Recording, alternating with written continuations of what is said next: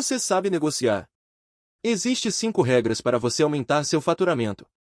A série La Casa de Papel é o exemplo perfeito para conhecer as 5 regras fundamentais da arte da negociação e aplicá-las para aplicar nas suas vendas. Arte é um conceito bem vasto. No campo da cinematografia, por exemplo, tivemos um fenômeno mundial que mistura, em partes, a arte do cinema e da negociação. La Casa de Papel é uma série televisiva espanhola de drama policial criada por Alex Pina, cujos direitos globais de streaming foram posteriormente adquiridos pela Netflix. Vencedora do Emmy Internacional 2018 na categoria de Melhor Série Dramática, a trama aborda os ambiciosos planos do professor, interpretado por Álvaro Morte, para realizar o maior assalto da história contra a Casa da Moeda Real da Espanha.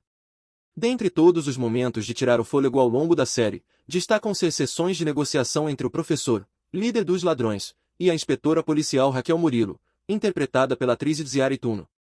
Nesse caso, com um clássico arquétipo de policiais contra bandidos, o professor e a inspetora protagonizam cenas interessantes que abordaremos com base nas 5 regras da arte da negociação que você precisa conhecer.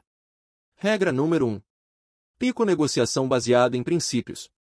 Após os assaltantes invadirem a Casa da Moeda, a inspetora começa a se comunicar por telefone com o professor. E da mesma maneira que temos esse primeiro contato, temos a primeira regra conhecida como pico. Esse acrônimo contempla problema, interesses, critérios e opções. Podemos elencar tais itens da seguinte forma. Problema: a ideia aqui é ser objetivo e ter noção do problema a ser resolvido, ou seja, entender as diferenças a serem contestadas para se chegar ao acordo. Interesses: em toda negociação haverá interesses em comum. Identificá-los e não ficar apenas baseado em sua opinião é a chave para o sucesso. Critérios: nesse ponto, estabelecemos o que será oferecido de maneira lógica e completamente inteligível para a outra parte. Opções: por último, precisamos entender as alternativas disponíveis para chegar ao consenso. Regra número 2. Analisar os campos de força, informação, tempo e poder. Essa demora em decidir está diretamente relacionada à segunda regra. Analisar os campos de força, informação, tempo e poder é um processo-chave durante as negociações. A pessoa que possui mais informações e lida melhor com o tempo será a parte mais poderosa na negociação comercial. A série constrói a narrativa de que o plano do assalto foi desenvolvido pelo pai do professor, enquanto o mesmo ainda era criança e foi posteriormente aperfeiçoado.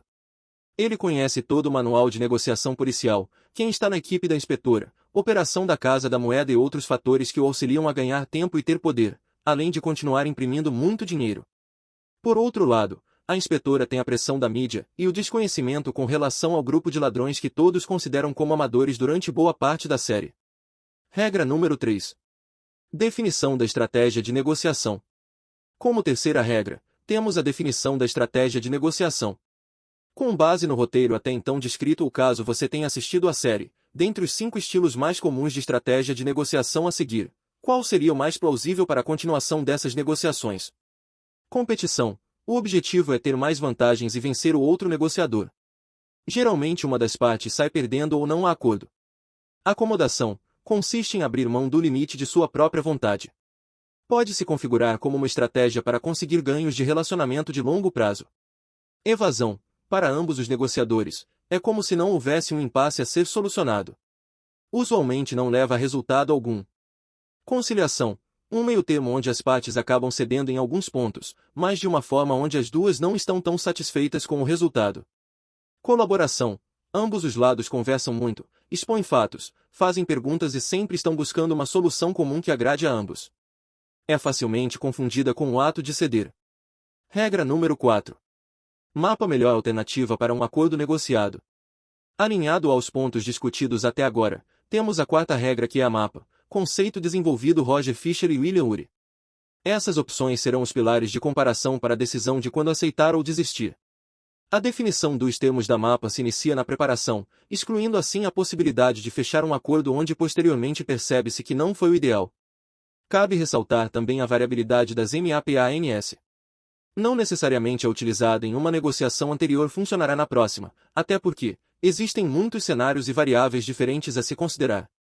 Regra número 5. ZOPA, zona de possível acordo. Por fim, a quinta regra traz o conceito de ZOPA.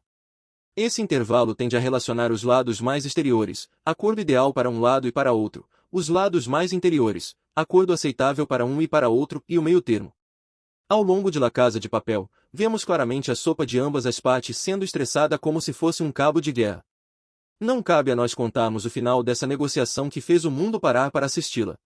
Somente conseguimos ressaltar que para a área comercial, de maneira análoga ao que foi apresentado, podemos evidenciar que é necessário ter a certeza do pico.